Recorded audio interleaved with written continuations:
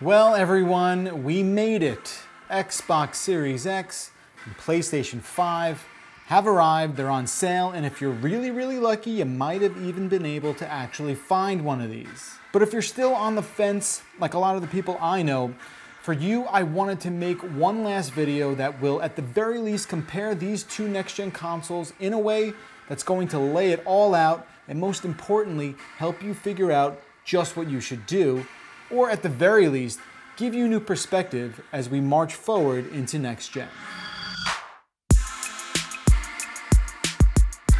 Now that all the embargoes are lifted and there's nothing I can't discuss, let's put Xbox Series X and PS5 head to head one more time. So let's hit design first. I mean, could these things look any more dissimilar? PS5's outer design has been, well, let's just call it divisive to say the least. Some people hate it, some people love it. It still really hasn't grown on me. Standing vertically, it's super tall, almost inconveniently so, and its included stand is helpful, but on its side, it makes the whole thing feel a little precarious. Series X is a bulky brick, but it's much easier to manage. And then of course there's the Series S, which is freaking adorable. I mean, can we all just stop for a second and agree that that console is just cute as hell? Because it is. It will basically fit anywhere you want it, so you never have to worry about the size of that thing. But ultimately, who cares, right? I mean, no one's buying a console for its looks, and neither should you. Both the Series X and PS5 are borderline whisper quiet in their operation, and in that regard, these are both super impressive. Heat-wise, there's really nothing I've seen that has me overly concerned, so don't worry about that. Around back, there's no real surprises here. The consoles are basically identical. They've each got two USB ports, an HDMI out, and an Ethernet jack. All that's different here is the Xbox's expansion storage slot. This brings us to the controllers. And, you know, look, there's not a lot to talk about with the new Xbox controller because it's the same controller for the most part. And that's good because the Xbox One controller is great, and adding that dedicated share button was a huge improvement. Beyond that, there's really nothing to complain about. The grips are more textured, and the D-pad has gotten a refresh that makes it more clicky than you might be used to, but all in all, it's mostly a lateral move. Though there's still no built-in rechargeable battery, which you may or may not like. I do think this one does fit slightly better in my hands, but the ergonomics of Xbox controllers has always been really solid for me. Now, the DualSense controller is brand new, and in addition to a complete design overhaul, it's gotten an improved battery, and most notably, the addition of precision haptic feedback, specifically locational vibration and adaptive triggers, which, put together, does change the overall experience, and in my opinion, for the better. It's going to depend on developers here, but when implemented effectively, it's something I've really started to enjoy, kind of to the point where I miss it when I'm playing a game that doesn't have it. You're just going to have to see it for yourself on this one. Do yourself a favor, check out the video I made a few weeks ago that explains how it all works. I also think the DualSense's onboard mic is a big deal, maybe something we're not talking about enough. One, because typing with your controller is terrible, and voice to text solves that. And two, because it lets you chat in a pinch.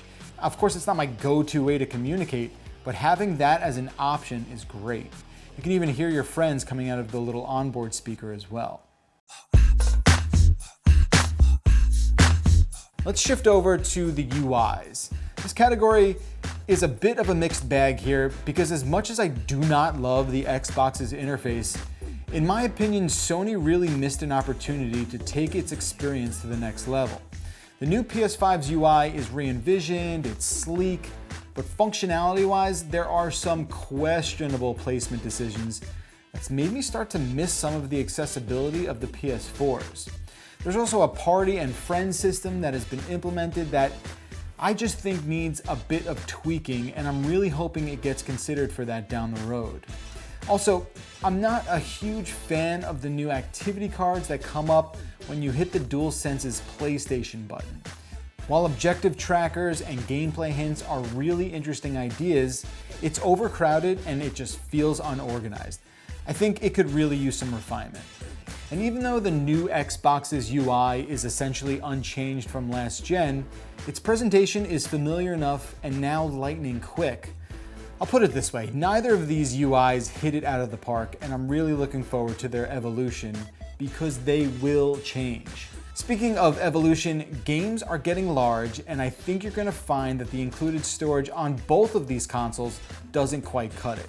Series X will afford you a bit more to work with out of the box, but I've already filled up my PS5 storage, and adding an internal NVMe won't be a thing until Sony releases a list of approved drives. With Xbox, you have the option to purchase a $220 1TB expansion card, but that's pricey, and odds are you'll want to replace that with a larger card one day as well. And just to be clear, any USB drive attached to these consoles can only play legacy games. They won't work with Series X optimized software or PS5 games. That's just how it's going to work with these high-speed data transfer requirements.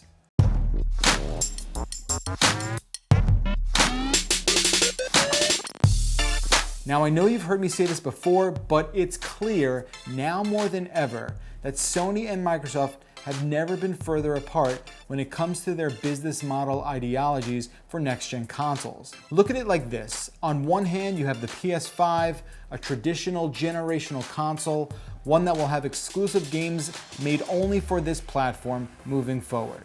Now, that's the model right there. If you want to play the next God of War, you gotta do it on PS5. Ratchet and Clank, whatever Naughty Dog does next, the future of Spider-Man games, the list goes on, and that's only gonna happen exclusively on PS5.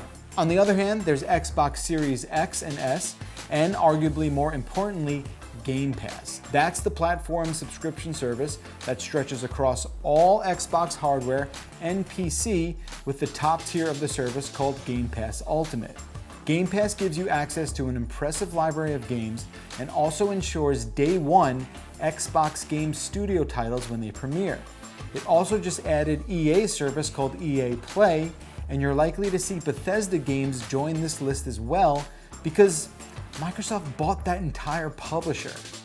The exclusivity conversation is definitely starting to get much more competitive, even before that massive acquisition announcement. Microsoft has been buying up serious development talent for years now, and those investments are going to start to bear fruit very soon. And all of those exclusives are under the Xbox Game Studios umbrella, and they will hit Game Pass on day one. It's a compelling value proposition without a doubt. And when you pair that with something like a super affordable Xbox Series S, the deal is even sweeter. And while we're on the subject, the start of this new console generation might be the first where one company doesn't necessarily care if you buy their hardware. Because sure, they're selling consoles, but Game Pass is their real product. So even if you have a solid gaming PC and that's primarily how you play, it probably makes sense to get a Game Pass Ultimate subscription if you're interested in playing these Microsoft published games right away. It shouldn't go without mentioning that Sony's addition of its PlayStation Plus collection is a direct response to the success Microsoft has found with Game Pass. It's included with the cost of a PlayStation Plus subscription and offers PS5 owners around 20 classic PS4 games to download and play right away.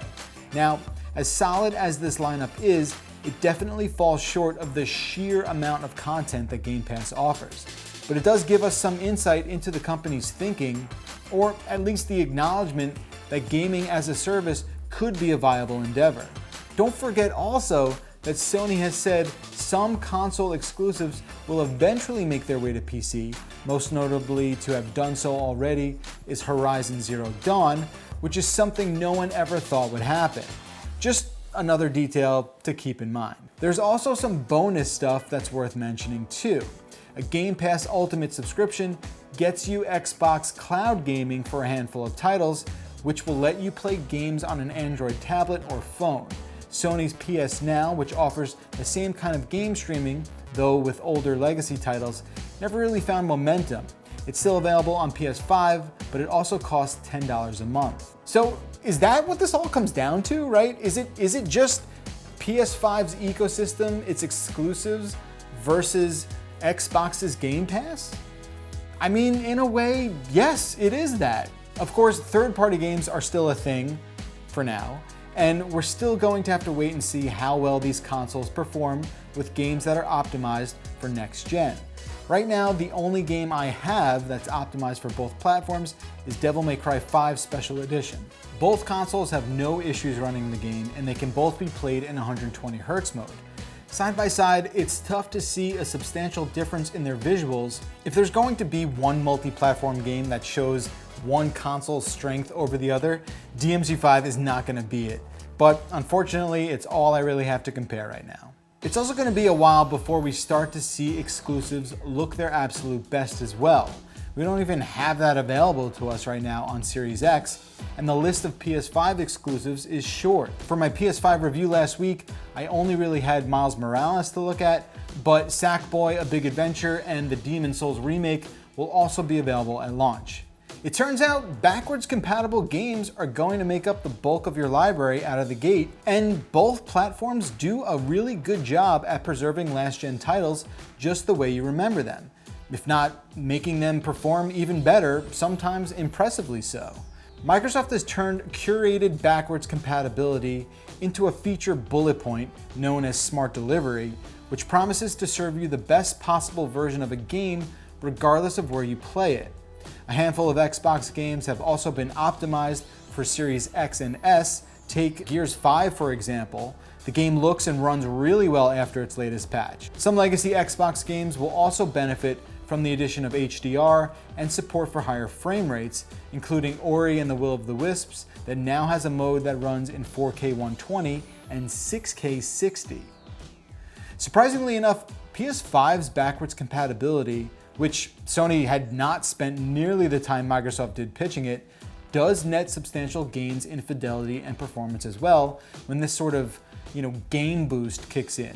You're likely to see higher frame rates, though it's not guaranteed to impact every game. Some legacy PS4 games will see patches released for their playing on PS5, like for instance Ghosts of Tsushima, which the game's developers have said will improve load times as well as frame rate. What I'm seeing though across both consoles is that Sony and Microsoft absolutely prioritized backwards compatibility, and it seems like no matter which console you play older games on, you're going to be well served. And I guess that's what leads us into what makes these consoles feel truly next gen. And I scoff at that label just like you probably do because it's so overplayed, but it's totally reasonable to want these new game machines to feel new. And yes, each console does have support for 4K at 120Hz and even 8K output one day. Keeping in mind, you're going to need a display that can handle these modes. I've been using an LG CX for my testing with both new consoles and Nvidia's new GPUs. Xbox Series X boasts Quick Resume, which will let you suspend around 4 to 6 games at a time and swap back and forth between them in a matter of seconds. It's interesting because I was really impressed with this tech when I first started using an Xbox Series X, but then I loaded up Spider-Man Miles Morales in a matter of seconds as well on a PS5, and yes, Quick Resume still feels impressive because of the multiple games being juggled, but if games are going to load as fast as Miles Morales, what's the point? I refuse to let you go before mentioning the PC side of things here. With a decent PC plus Game Pass Ultimate, you've essentially made your own Xbox that can play all the day one Xbox Game Studios titles you'd be able to on a console. There's some incongruencies with the other games included in the subscription, but for the most part they're on par. And with the new impressive and affordable GPUs from AMD and Nvidia, the appeal of pairing a PC with a PS5 should not be overlooked. Yes, it is significantly more money as an initial investment here, but with something like an RTX 3070 or a 3080, you're already well ahead of what these consoles can handle. That's the more expensive side of the coin though. On the other hand, you can't go wrong with the absolutely incredible value that Xbox Series S offers. While it can't output 4K at just $300, you do get your foot in the door for Game Pass and a lot of the features next-gen Xboxes have to offer. Okay, look, I'll be honest, is this the final say in Xbox versus PlayStation? Of course not. How could it be? These consoles are going to change as we get way deeper into their life cycles, and that's a guarantee.